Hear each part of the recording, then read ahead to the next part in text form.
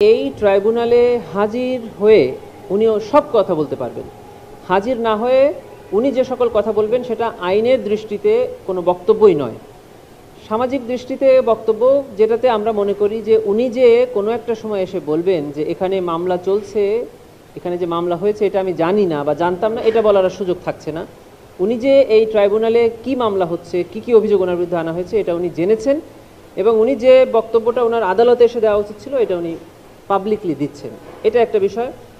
দুটি হলো, আমরা এই ট্রাইব্যুনালে, বিশেষ করে জুলাই গণঅভ্যুত্থানের পরে পুনর্গঠিত ট্রাইব্যুনালে আমরা চেষ্টা করেছি গণমাধ্যমের, মানে আপনাদের মাধ্যমে সারা জাতিকে সাথে নিয়ে এই বিচারটা করতে, যেন শুধু বিচার হচ্ছে না, বিচারটা যে ন্যায় বিচার হচ্ছে এটা যেন জাতি জানতে পারে। এই জন্য আমরা একটা বড় অংশ প্রসিডিংস লাইভ করেছি।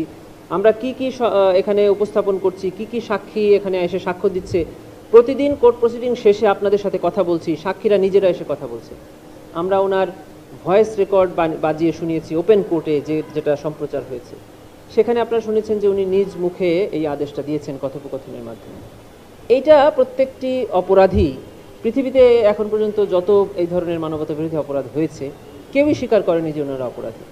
তারই অংশ হিসেবে উনি অস্বীকার করেছেন, কিন্তু আদালত এটাকে ডিসাইড করবেন যে উনি আদৌ অপরাধী কি নয়। আপনার এইটার প্রেক্ষিতে আমি একটা প্রশ্ন করি, সেটা হলো যে বাংলাদেশ সরকার আনুষ্ঠানিক